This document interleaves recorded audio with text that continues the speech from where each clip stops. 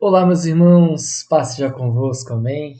Bom dia, boa tarde, boa noite, não sei qual é o horário que você vai estar assistindo essa aula, mas nós queremos começar a nossa 11ª aula do Crescer, lembrando que nós estamos, um pouquinho atrasado no conteúdo, mas eu quero que você fique bem ligadinho nessa aula, que essa aula ela é um pouco extensa, um pouco grande.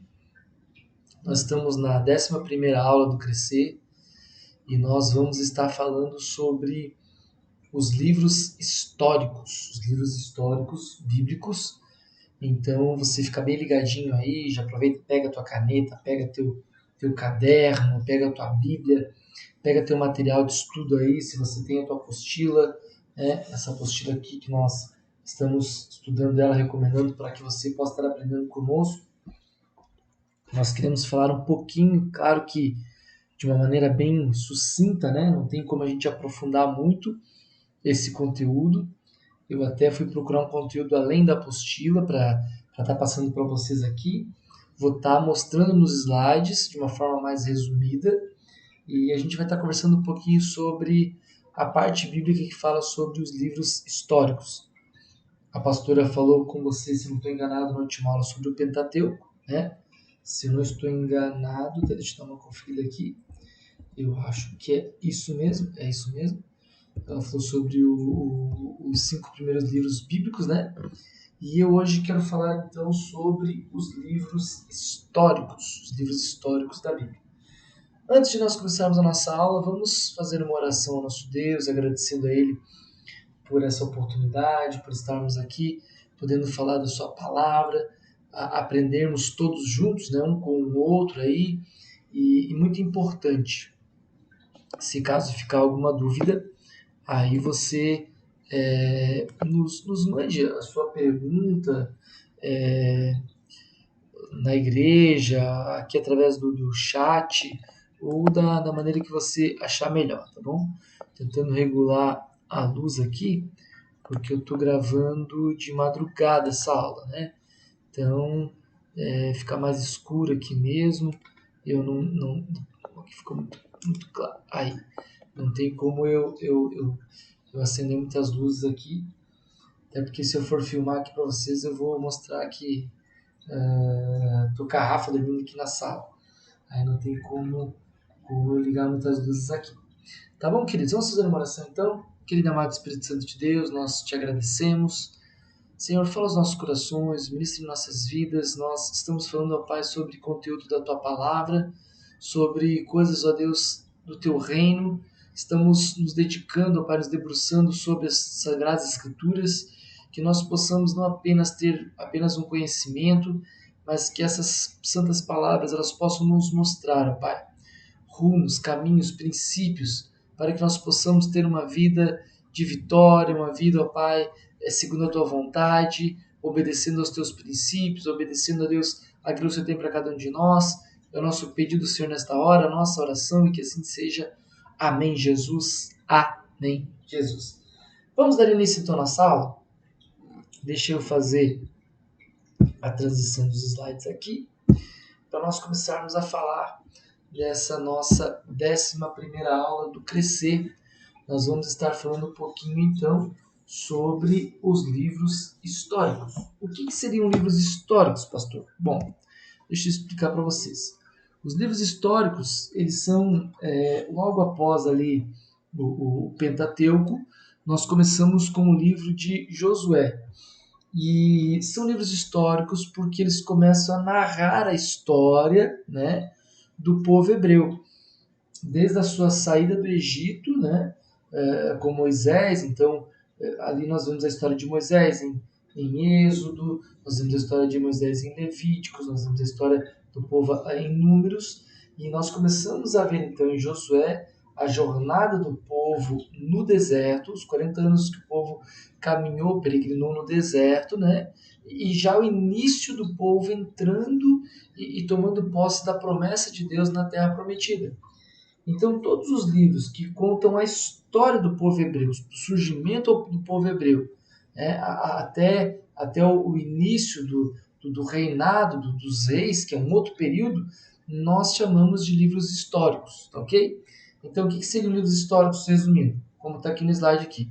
Livros históricos, eles narram a ascensão e a queda da teocracia, ou seja, o governo baseado no poder e autoridade de Deus, fala dos cativeiros de Israel e de Judá, fala também do retorno à Terra Prometida e fala da restauração do templo e da cidade de Jerusalém. Então, se vocês se lembrarem um pouquinho do nosso projeto de vida, quando nós pregamos na igreja durante quase 2 meses sobre o livro de Neemias, vocês vão entender que o livro de Neemias também faz parte desse compilado de livros históricos, ok? O livro de Neemias não é um livro escrito por um profeta, também não está no período profético, né? Ele está ali no período dos livros históricos, que narram eu falei período, mas desculpa, não seria a palavra período. Não está no rol de livros, né? Porque os períodos eles se misturam, né? Não está no rol de livros chamados de livros históricos, ok? Vamos começar então por Josué. Eu fiz um pequeno esboço de um resumo do que o livro de Josué ele consiste, tá? Na divisão mais ou menos do livro de Josué, o que ele fala, o que ele não fala. Tanto é que isso que está aqui no slide, ele não tem muito na apostila. Eu só quis fazer uma questão mais resumida para que vocês tivessem um pouco mais de entendimento, uma divisão, né, um pouco mais eu vou falar essa palavra difícil, mas tudo bem, mais analítica assim, do livro, né? Para que vocês tenham uma noção de como os livros estão divididos na história. Então, o livro de Josué, nós aprendemos, eu até preguei domingo um pouquinho sobre Josué. Quem foi Josué? Josué foi um seguidor fiel de Moisés através dos 40 anos de peregrinação do povo de Israel no deserto. Ele esteve com Moisés no Monte Sinai e foi um dos 12 espias. Por conseguinte, Deus o chama para continuar na liderança do seu povo, conduzindo numa nova etapa, a conquista da terra prometida, Canaã. A forma hebraica do seu nome era Jesus. É interessante a gente falar sobre isso, porque essa raiz, né, do nome Josué, ele é a mesma raiz de Jesus, tá? Então, a forma escrita lá no hebraico, lembra que eu falei para vocês que a Bíblia ela é dividida em duas línguas principais, né? O hebraico, né? A linguagem do povo judeu, hebraico, aramaico, e lá no Novo Testamento ela é escrita em grego, né? Então, por isso dessa pequena diferença. Mas o nome Josué quase o mesmo nome de Jesus, tá bom? Pelo fato de conduzir o povo à terra prometida, pode-se extrair muitas verdades espirituais, por ele ser um tipo ou figura de Jesus, que nos conduz à posse do reino de Deus. O livro é de fácil entendimento e cheio de verdades e princípios espirituais. Então, Josué, ele vai falar de quê? Ele vai falar da conquista da terra prometida, da conquista daquela promessa que Deus tinha para o povo do Antigo Testamento, do povo dele, do povo hebreu, do povo judeu, de uma terra que manava leite e mel, de uma terra de promessas, uma terra onde eles se tornariam uma nação escolhida por Deus, ok? Logo depois dos livros históricos, nós temos também o livro de Juízes. Vamos lá.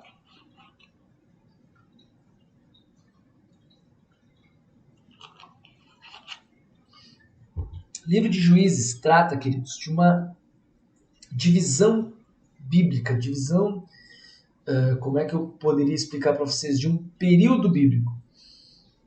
Josué foi um dos últimos patriarcas bíblicos, né? Os patriarcas bíblicos, eles começam desde lá do Novo Testamento, né?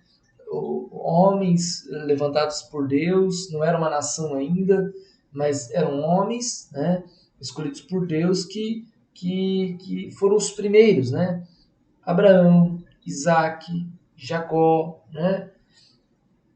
Aí nós temos Moisés, Josué, homens patriarcas lá do Velho Testamento. Então, imagina, Josué ele morre Então começa-se um novo ciclo do povo de Israel. Eles já estavam na terra prometida, eles não precisavam mais peregrinar por lugar nenhum. Então Deus ele começa a levantar homens e mulheres para poder ajudar o povo na liderança do povo e também no julgamento das causas do povo. E aí nós entramos então no período dos juízes. Eu até coloquei aqui uma síntese histórica do período dos juízes, que está desde do capítulo 2, versículo 6, e do capítulo 3 e do versículo 6. É a instituição dos juízes, né? Aí, logo depois nós temos os juízes de Israel, de Otoniel a Sangar, Débora profetiza, Gideão, Abimeleque, Tola e Jair, Jefté, Dibzã e Abdon. Sansão foi um dos juízes de Israel, o sacerdote Mica e Danitas, o levita e a sua concubina. E aí nós temos aí então um período onde Deus levanta alguns homens, estabelece alguns homens como juízes sobre o seu povo, sobre Israel. Só para você ter uma noção aqui dessa questão, eu vou ler aqui o que está aqui na apostila, tá ok? Agora que se achava em sua terra, a nação hebraica após a morte de Josué não tinha um líder nacional. Era uma confederação de 12 tribos independentes, sem qualquer força unificadora. Foi sem dúvida um período de altos e baixos. O povo não levava o seu Deus muito a sério e estava constantemente a lhe dar as costas, caindo na idolatria, dominada pela anarquia e assolada às vezes pela guerra civil.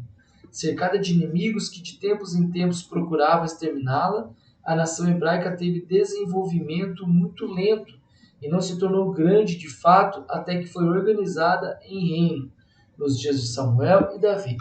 Então, olha só, o que a Bíblia fala nessa história, né? Que a nação era muito vulnerável.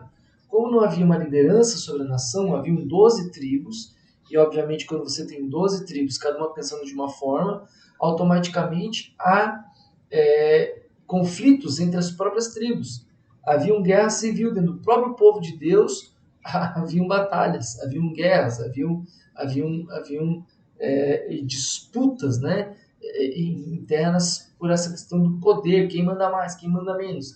Então instituiu-se os juízes, tá ok? Segundo livro histórico, né? Ou seja, o terceiro livro histórico, o livro de Ruth. História linda, maravilhosa a história de Ruth, né? Muito pregada em eventos de mulheres. A história de Ruth segue-se as cenas de turbulência do livro de Juízes. Nesse livro, há a constituição da família dentro da nação que traria o Salvador e o Messias. Ruth foi bisavó do rei Davi. Daqui por diante, através do Antigo Testamento, o interesse circula principalmente em torno da família de Davi e seus descendentes, pois Jesus era descendente de Davi. Os acontecimentos narrados no livro deram-se durante o tempo dos juízes, em meio a toda a turbulência e instabilidade espiritual do período dos juízos. O Senhor, através de Ruth, começa a agir para trazer uma linhagem de reis segundo o coração divino. Para Israel, esses reis, a começar de Davi, indo até Jesus, iriam trazer a libertação do seu povo. Então, no livro de Ruth se inaugura o plano de Deus, né, para levantar um período de reis e também para começar, né, a genealogia de Jesus. Jesus ele é descendente de Davi, né? Ele é da linhagem de Davi, né? E Ruth ela foi bisavó de Davi. Então olha só que interessante as coisas começando a se encaixar dentro da Bíblia, né? Aqui no slide eu botei um pouquinho do esboço do livro, como ele é mais ou menos dividido, né? Então, no capítulo 1, versículo 1 ao 5, ele fala da família de Elimeleque, em Moabe, né? Fala também de Noemi, que regressa com Ruth a Belém, lá no capítulo 1, versículo 6 ao 22. No capítulo 3, fala de Ruth no campo de Boaz, uma história linda, maravilhosa. Capítulo 4, Boaz compromete-se com Ruth. Capítulo 5, Boaz recebe Ruth como sua esposa. E capítulo 6, os antepassados do rei de Davi. Então fala um pouquinho da genealogia ali, da árvore genealógica, né? Dessa família. Depois nós encontramos também na Bíblia o livro de 1ª e 2ª Samuel. O que seria o livro de 1º e 2º Samuel? Samuel foi um profeta, lembra? Samuel, filho de Ana. é, Ana ela faz um voto com Deus, né? Prometendo um filho. Se Deus desse um filho para ela, ele devolveria esse filho para Deus, para o tempo, para o uso da causa de Deus. E estávamos num período de decadência sacerdotal, né?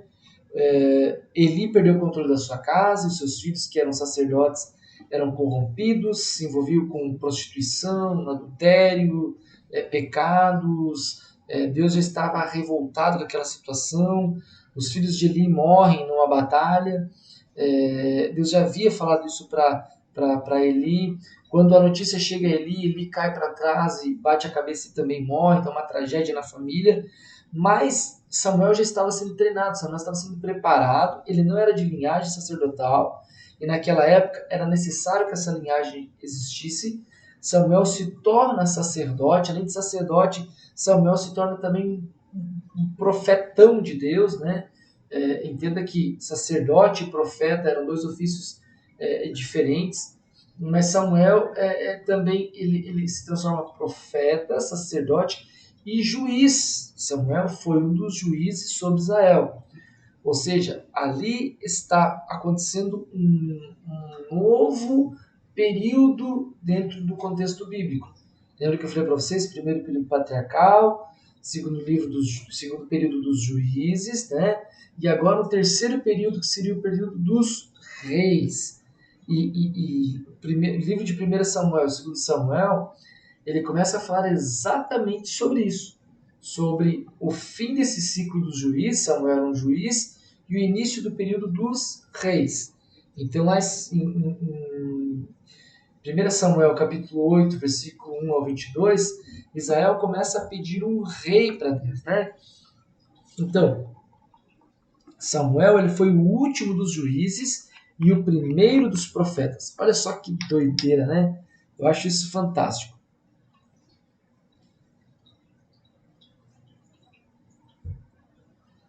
Porque se encerra um período, né? O período dos juízes, e inicia o período dos reis. E Samuel, como ele foi o primeiro dos profetas levantados por Deus, olha que loucura, né? Aquele menininho dado por Ana, ele se transforma em sacerdote, ele se transforma em juiz e o primeiro dos profetas, porque agora, entenda que o juiz ele perdeu o seu cargo, só para você entender, né? Perdeu sua eficácia, porque agora não precisará mais de juízes, agora teremos reis. Qual foi o primeiro rei da história de Israel? Você consegue lembrar aí? Fazer um raciocínio sobre isso? Qual foi o primeiro rei sobre Israel? Vamos deixar essa dúvida aí? Amém? Se você souber, responde aí no chat, tá bom? No final da aula a gente fala. Eu sei que você sabe, né? Mas é bom a gente colocar essa dúvida para você poder estar aí forçando um pouco a sua cabeça, né? E estar aí nos acompanhando aí nessa aula aí, tá bom? Vamos falar então um pouquinho de Samuel. Eu preparei esse resumo para você ali, ó, exatamente como está dividido o livro de 1 Samuel, tá bom? 1 Samuel, profeta e juiz sobre Israel. Versículo 1, né, até o capítulo 1 até o capítulo 7, fala dessa trajetória aí de Samuel, desde o seu nascimento, promessa de Ana. 1 Samuel capítulo 8, versículo 1 ao 22, Israel pede um rei. Ali está a resposta, né? 3, Saul se torna rei. Então, o primeiro rei de Israel foi Saul. Eu não queria que tivesse ali, eu esqueci que eu tinha botado nesse slidezinho para você, mas vamos lá. Ele fala dos primeiros anos, né, do reinado de Saul, capítulo 11 até o capítulo 15. Lá no capítulo 16, começa a falar sobre Davi e Saul. No capítulo 31, fala da morte de Saul e dos seus filhos, né? E aí nós entramos no livro de 2 Samuel. Davi ele governa Judá, capítulo 1. Lembra-se, gente, só para você entender que eram 12 tribos, tá ok? Quando a gente fala que Davi se tornou rei, Davi ele não se tornou rei sobre todas as tribos de Israel. Isso é importante você entender. Se você for estudar lá a história, Davi ele vai conquistando aos poucos as tribos. Aos poucos, devagarinho, ele vai alcançando essa hegemonia como rei sobre todas as tribos de Israel. Eu sei que é complexo de você entender, mas é que as tribos elas eram independentes, né? Elas se tornaram independentes. Então você admitir um reinado de um rei que não foi um processo demorado. Então, lá no capítulo 5, do 1 ao 24 e 25, fala Davi governando sobre Judá e Israel. Né? Fala dos primeiros anos, Davi e Betseba, o pecado de Davi, os problemas e dificuldades de Davi, e também fala dos últimos anos de Davi. Tá ok? O que mais?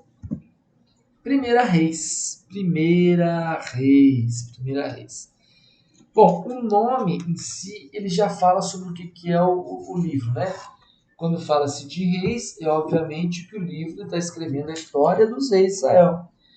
Como crônicas também, né? Nós vamos depois falar de primeira e segunda crônicas, mas tem até um filme, né, muito conhecido, foi um investimento absurdo dos estúdios, que fala das crônicas de Nárnia, né? Que nada mais é do que as crônicas de um reinado. Todo rei, ele tem escribas que escrevem a história do seu reinado. É daí que nós conhecemos a história, né? Ai, meu Deus, eu esqueci disso. Me dá um minutinho aí, gente, que a minha bateria tá acabando e eu esqueci de botar a carregar. Pera aí. Só um minutinho que vai dar tudo certo. Se desligar aí, eu perco a gravação do vídeo aí. Segura aí. Segura aqui, ó.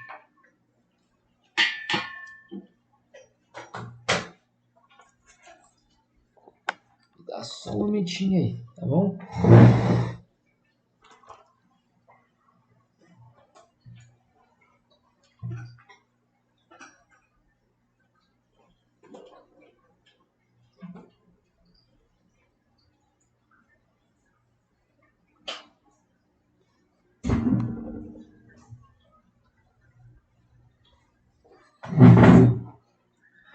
Vorti.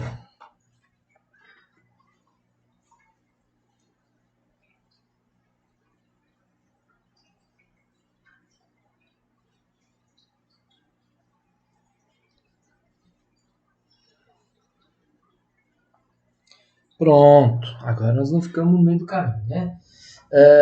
Então, nós temos o livro de Primeira Reis e Segunda Reis. São dois livros que falam sobre a história dos reis de Israel, tá ok? Nós vamos ver o fim do reinado de Davi, nós vamos ver a proclamação de Saul como rei. Cenas de novela, né? O livro de Primeira Reis, porque Davi passou maus bocados, né? Davi passou problemas, Davi passou muitos problemas, inclusive familiares, disputa pelo trono, disputa pelo poder, né? Filhos dele querendo destronar ele, querendo derrubar ele. E Davi ele meio que pede para Deus para que Salomão seja o rei, né? Então nós vemos nesse livro de Reis Salomão tornando-se rei. Nós acompanhamos através do livro de Reis o reinado de Salomão.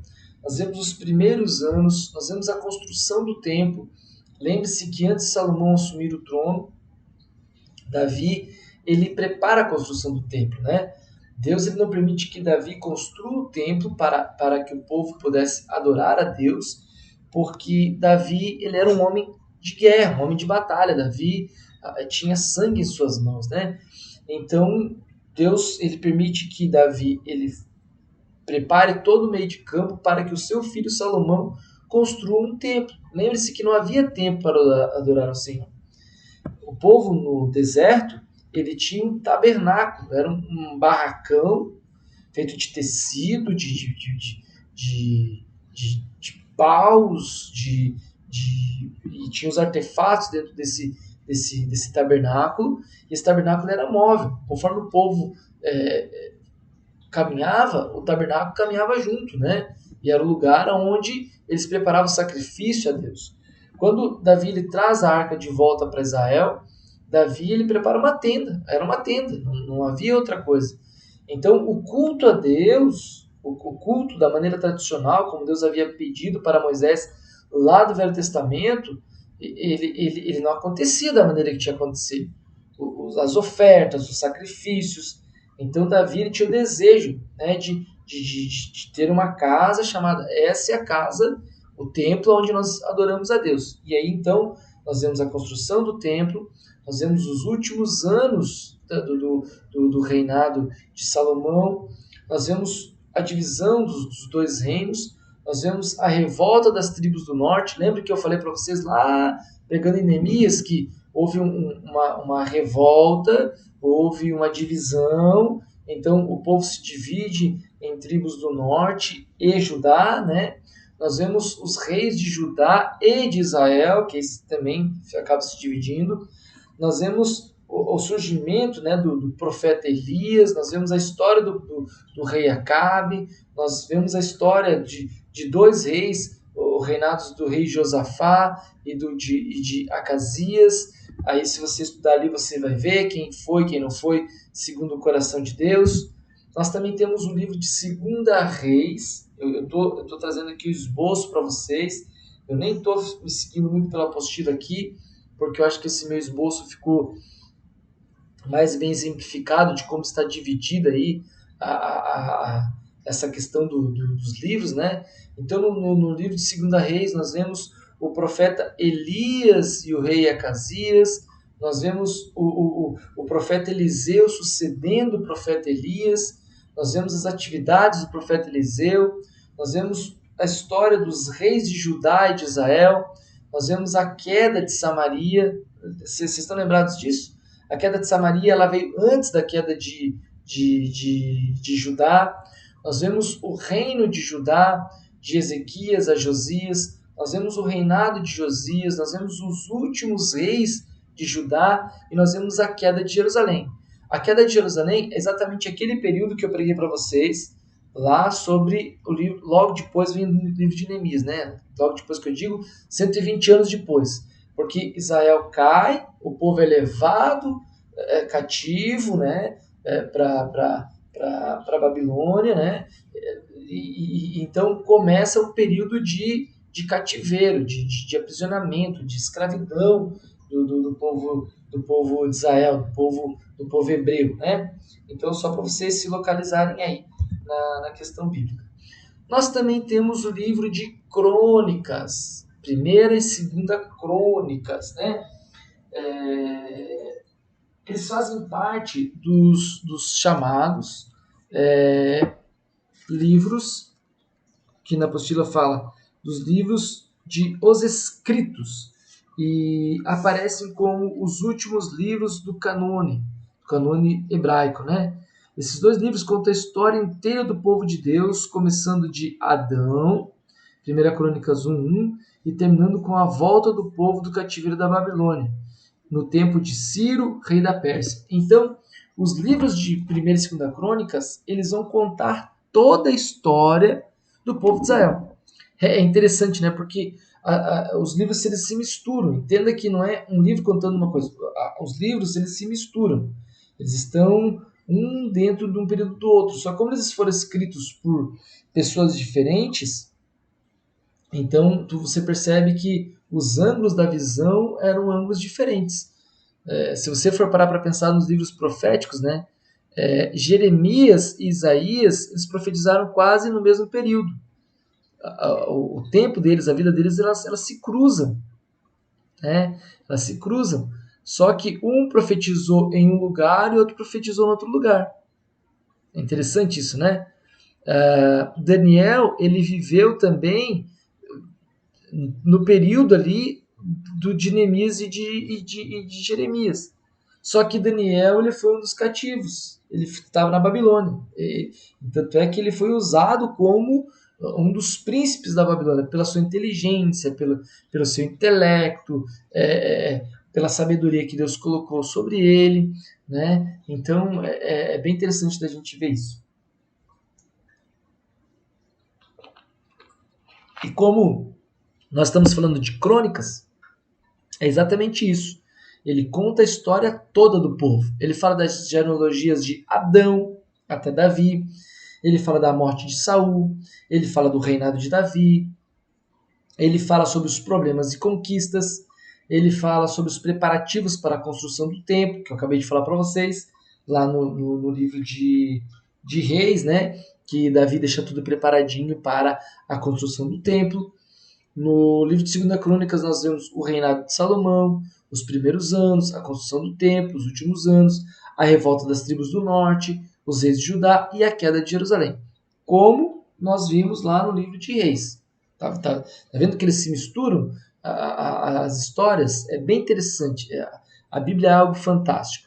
E você lê um livro e você lê outro livro, você vai aprender coisas diferentes entre um e o outro. Então, só para você ter aí algo de forma resumida para você aí, tá bom? Eu juntei, queridos, esses dois livros, Esdras e Neemias, até porque eles são uma continuação um do outro, tá bom? Para você entender sobre os períodos, Esdras ele foi escrito durante o cativeiro, tá ok? Como Neemias também foi escrito durante o cativeiro. Neemias pega ali o finalzinho, né, do cativeiro, quase terminando o cativeiro ali da promessa de Deus, mas ele é enviado para Jerusalém para a reconstrução dos muros durante o período da volta, da volta para Jerusalém. O cativeiro ele havia acabado, durou 70 anos, né? Mas o povo não queria voltar. Lembra que eu preguei para você sobre isso? Então Israel ela continuava destruída. Continuava sob o domínio de um povo inimigo, mas não havia mais cativeiro.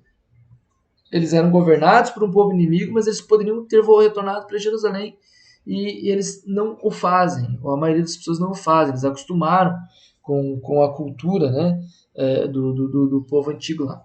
Mas o livro de Esdras, queridos, é um livro muito interessante, porque originalmente eles constituíam um livro só, tanto o livro de Esdras quanto o livro de Neemias, né? Lá antigamente eles constituíam um livro só. E esses livros eles cobrem aproximadamente 100 anos de história, exatamente de 538 a.C. até 433 a.C. E os acontecimentos eles começam pelo decreto de Ciro para a reconstrução de Jerusalém, Esdras 1:4, até as reformas efetivas no segundo mandato de Neemias como governador, de acordo com as ordens persas. Neemias 13, 6, 30. E os objetivos do livro são narrar o retorno dos judeus da Babilônia e preservar a memória do povo da aliança. Esses registros mostram a fidelidade de Deus ao preservar os judeus no decorrer dos diversos governos humanos da história, e as narrativas também visam informar ao rei persa as atividades realizadas por ambos como uma espécie de prestação de contas pela confiança depositada no retorno deles ao governo persa. Então, foram dois homens enviados pelo governo persa para voltar para Jerusalém. A ideia de Esdras era a reconstrução do templo, né? Era a repatriação, era a levada de volta dos exilados que estavam lá na... Lembra que eles foram invadidos por um governo, depois aquele governo caiu, outro governo invadiu, mas a ideia era serem levados de volta para sua nação, de volta para Jerusalém e reconstruir o templo. Queridos, por que reconstruir o templo? Porque o templo para o judeu ele é fundamental. O templo para o povo judeu era o símbolo da sua religião, era o símbolo da sua cultura. Até nos dias de hoje é isso. Se você for a Jerusalém, o templo ele foi destruído. Depois de Jesus, eu não vou entrar nesse detalhe, mas ele foi destruído. Então tem um muro que fazia parte da construção do templo, e naquele muro os judeus eles vão e fazem suas orações. Chama-se Muro das Lamentações, né? Foi levantado um outro templo depois disso, e hoje esse templo ele é dominado por uma outra religião, muito próximo dali, né? Inclusive, se a gente for entrar em detalhes, lá em Apocalipse fala que o templo ele vai ser reconstruído antes de Jesus voltar. Mas quem vai dominar nesse templo é o anticristo. Então, entrei agora em Apocalipse, né? Só para você entender o significado que o templo de Salomão, ele tem para o povo judeu. Ele era algo muito importante. E Esdras não consegue reconstruir o templo, né? Então, lá depois levantado Neemias volta para Jerusalém, ele consegue reconstruir as muralhas de Jerusalém, ele faz com que a obediência e a leitura da palavra, da lei, ele faz com que aconteça uma renovação de aliança. Eu preguei sobre isso lá no Projeto de Vida, e também fala de outras atividades de Neemias. Isso que eu falar para vocês, numa aula dessa a gente não tem como entrar em muitos detalhes, porque se eu fosse falar dos livros, a gente teria pelo menos uma aula para a gente estar detalhando cada livro. Mas aqui está um resuminho bem bacana para que você possa mais ou menos ter uma ideia e possa acompanhar na leitura da sua casa e dos livros, tá ok? E o último dos livros históricos é o livro de Esther. Lindo esse livro, maravilhoso. É outro livro também que é muito pregado, né, nos eventos de mulheres, mas é um livro maravilhoso. Se você ler um livro de Esther, você vai ver que há muitas poucas menções de Deus nesse livro. E também há muita pouca, como é que eu posso dizer para você assim, pouca não existe nenhuma manifestação de sobrenatural no livro de Esther. É bem interessante, apesar das coisas maravilhosas que aconteceram nele. Mas você não vê uma manifestação de sobrenatural, como a gente vê nos Elias, né? Eliseu, nós vemos Moisés, nós vemos esses homens de Deus que faziam coisas maravilhosas, coisas absurdas, assim, né? Feitos grandiosos. Mas nós vemos a história, essa história maravilhosa desta mulher chamada Esther, né? A Bíblia conta a história ali sobre um período, né, muito sério do povo judeu, período também de cativeiro, né, e aonde Israel era dominado por um outro reino, e haviam pessoas que odiavam os judeus, odiavam o povo de Deus, como até hoje existe, né? E Deus acaba, você vê a mão de Deus, assim, apesar de você não ver a palavra Deus fazendo, você vê a mão de Deus a todo momento, colocando a mão no curso da história e mudando o curso da história em favor do seu povo, em favor da sua nação, em favor dos seus escolhidos. E é esse Deus que nós servimos, né? Nós vemos Esther se tornando rainha de uma forma assim sobrenatural, apesar de nós não vermos, como eu falei para vocês, o sobrenatural propriamente dita, mas é só pelo poder de Deus. Nós vemos Ramã, né, tramando a destruição dos judeus. Nós vemos Ramã denunciado por Esther e morto, aquele que perseguia o povo acabou morto. Nós vemos os judeus acabando com seus inimigos. Nós vemos a instituição de uma festa que até hoje ela é comemorada, a festa de Purim, pelos judeus. Até hoje os judeus comemoram, os judeus eles fazem. Os judeus eles têm algumas festas, né, que para eles são sagradas, e a festa do Purim é uma delas, né? Se você for parar para pensar, hoje nós crentes, a gente fala sobre Pentecoste, sobre a descida do Espírito Santo, e na realidade Pentecoste também era uma festa comemorada pelos judeus, né? como a Páscoa era uma festa comemorada pelos judeus. Então, os judeus têm algumas festas anuais que, de períodos em períodos, eles fazem essas festas para relembrarem de coisas, de feitos que Deus realizou na vida deles, de livramentos que aconteceram na vida deles. Tá certo? Então, esse é mais ou menos o resumo do livro de Esther. Então, queridos, você pode estar estudando aí na sua casa, vendo aí, acompanhando com a gente aí esse conteúdo. E se você ficou com alguma dúvida, alguma questão, algum questionamento, alguma coisa que você não entendeu, ou alguma coisa que você precisa que seja mais explicado, você nos manda aí a sua pergunta, no, pode ser via chat aí do YouTube, ou até pessoalmente falando nos nossos cultos, ou aqui pelo WhatsApp do pastor, não tem problema nenhum. Você pode estar mandando as suas dúvidas, que a gente terá o maior prazer em respondê-los, tá bom? Estamos aí com 40 minutos de aula, a gente deu uma boa resumida aí nesse conteúdo.